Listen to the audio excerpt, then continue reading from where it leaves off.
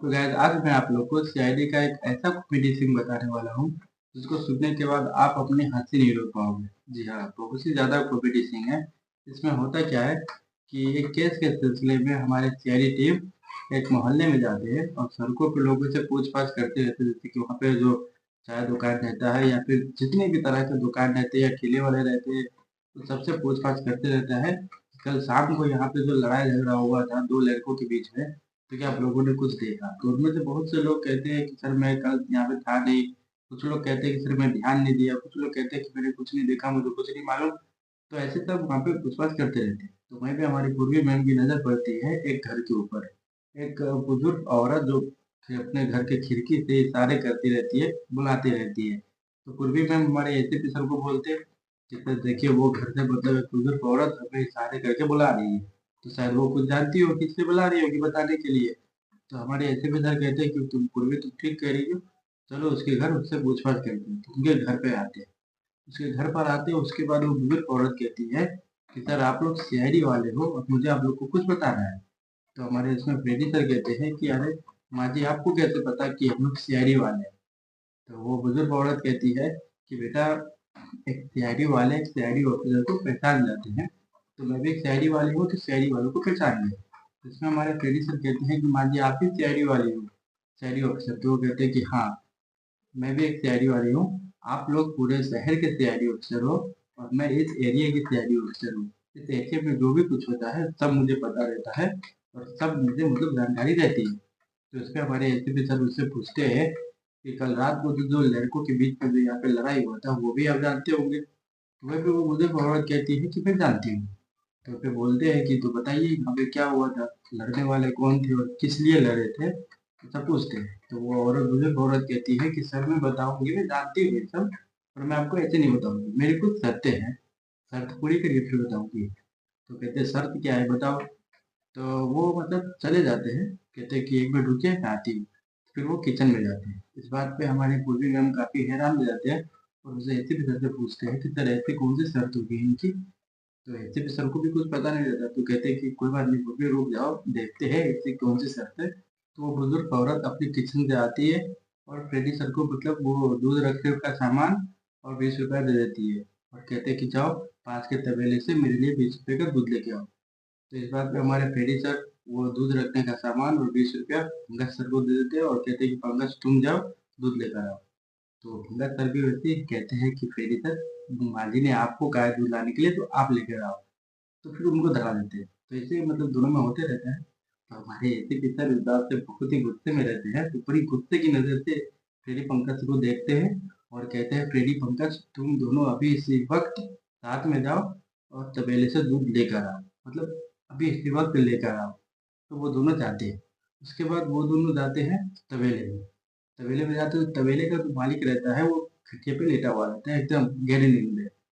तो हमारे Freddy sir और पंकज सर उसको उठाते हैं। तो वो उठता है, कहता है कि क्या है? तो कहता है कि मुझे मतलब दूध चाहिए। तो कहता है कि जाओ काली भैंस है वहां से दूध निकाल लो। तो फिर कहता है कि अरे 20 रुपए का दूध चाहिए। तो वो कहता है कि अरे कोई बात नहीं, 20 रुपया खटिया पे रखो और जाके तुम काली भैंस से दूध ले लो। तो फिर हमारे फ्रेडी सर वो 20 रुपया निकालते हैं अपने पॉकेट से और खटिया पे रख देते हैं। उसके बाद जाते पंकज सर को कहते हैं कि ये लो तुम जाओ दूध लेकर आओ। ठीक, तो पंकज सर की वजह से फ्रेडी सर को घुमाने वाले, कहते कि सर आप सीनियर दूध वाले हो मैं जूनियर हूँ, मतलब कहते हैं फ्रेडी सर आप सीनियर हो मैं जूनियर हूँ, तो मेरे को कभी दूध निकाला नहीं हो तो दूध निकालना नहीं आता, तो आप सीनियर हो, आप जाओ दूध निकाल के लेके आओ भैंस से और मैं आपको देखकर सीखूंगा। तो हमारे फ्रेडी सर भी कहते हैं कि पंकज बात तो ठीक है, तुम अभी बच्चे हो, तुम सीनियर से सीखोगे, तो मैं जाता हूँ दूध निकालने, तुम मुझसे देखकर सीखो कि दूध कैसे निकाला जाता है। तो कहते हाँ सर आप जाओ। फ्रेडी सर वो आगे कर देते हैं पंकज सर। उसके बाद जाते हैं तो कहते हैं कि एक बात मुझे समझ नहीं आ रही। फ्रेडी सर कहते हैं कि भैंस को कैसे पता चलेगा कि दूध 20 रुपए का देना है?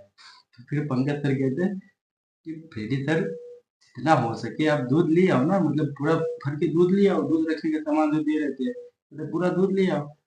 तो फिर हमारे कहते हैं कि ये बात भी ठीक है, जितना हो सके मैं ले आता हूँ भर के। फिर जाते हैं तो फिर देखते हैं कि वहाँ पे सारी की सारी भैंस काली रहती है। फिर फ्रेडी सर कहते हैं कि अरे इस आदमी ने बोला है कि 20 रुपया रखो और काली भैंस से दूध निकालो, यहाँ तो सारी की सारी काली भैंस है। दूध की मिल्क निकालो। तो हमारे फ्रेडी पंकज सर जवाब देते हैं कि अरे फ्रेडी सर, वो काली भैंस नहीं बोला है, वो सारी की सारी भैंस बोला है, सारी की सारी भैंस में से दूध निकाल लो, जितना हो सके उतना मन लो। तो ये बात सुन के हमारे फ्रेडी सर थोड़ा खुश हो जाते हैं और उनके बाद दूध निकालने जाते हैं। उसके बाद वो दूध निकालने जाते हैं, तो मतलब उठ के भैंस आँख पे मतलब एक लात मारती है। तो हमारे फ्रेडी सर फिर वापस आते हैं, चीखते हुए, चिल्लाते हुए, उन्होंने आँख पे हाथ रखे कि बहुत ज़ोर से लात मारा। फिर वो आदमी उठता है और खटिया से उठ जाता है, तो हमारे फ्रेडी सर को वहाँ पे लिटा देते हैं। हम फ्रेडी सर को आँख पे लात लगी रहती है, तो वो चिल्लाते हैं। तो वो मालिक उठता है और कहता है कि ये तबेला है, ये भैंस है, अपने मालिक के अलावा किसी को दूध निकालने नहीं देते। तो यहाँ पे मतलब वो फिर वो उठता है, जाके दूध निकाल के देता है। फिर वो मतलब हमारे फेरी सर और पंकज सर वहाँ पे से आते हैं वो बुढ़ी के बुजुर्ग औरत के घर पर। उसके बाद उनको कहते हैं कि लो माँ जी, आपका दूध। तो हमारे फेरी सर को देखते हैं, एक आँख काला रहता है, तो हमारे एसीपी सर पूछते हैं कि फेरी, तुम्हारी एक आँख काली है, क्यों, क्या हुआ? तो हमारे फेरी सर बड़े मायूस होके बोलते हैं, उस सीन देखकर तो बड़ी हंसी आती है मुझे। फेरी सर का एक्टिंग, बड़ी मायूस होके बोलते हैं कि दूध निकालने गया था, भैंस ने लात मारी। वो इतना कॉमेडी सीन है वहाँ पे का कि मुझे हंसी आ जाती है, बड़ी मायूस होके बोलते हैं। तो फिर वहाँ पे सब थोड़ा मुस्कुराने लगते हैं, और एसीपी सर रहते हैं तो कोई ज़्यादा जोर से हंसते नहीं है, मुस्कुराते नहीं है, सब कंट्रोल कर लेते हैं। तो वो बुजुर्ग औरत कहती है कि जाओ, इस दूध का चाय बना के लेके आओ। तब तक मैं चाय नहीं पीती हूँ, मेरा दिमाग ठंडा नहीं होता, सर दर्द होते रहता है, तो चाय पीऊंगी तब दिमाग ठंडा होगा, तब मैं बताऊंगी। फिर जाते फ्रेडी पंकज सर चाय बनाते, फिर वो माँ जी को पिलाते, तब जाके वो पूरी कहानी बताते कि वहाँ पे क्या क्या हुआ। और ये सीन इतना कॉमेडी है ना कि जब मैं देखता हूँ, मैं पूरे परिवार के साथ सीआईडी शो देखता हूँ, तो पूरे परिवार मतलब हंसने लगते हैं, खुश होते हैं, मतलब बेहोश, मतलब एकदम से आपा खो के हंसते हैं, मन भर हंसते हैं ये एपिसोड देख के, बहुत खुश होते हैं। तो सीआईडी के ऐसे बहुत से केसेस है, बहुत से एपिसोड है जो कि बहुत ही ज़्यादा फनी सीन दिखाया हुआ है, और इसीलिए सीआईडी बहुत अच्छा लगता है मुझे।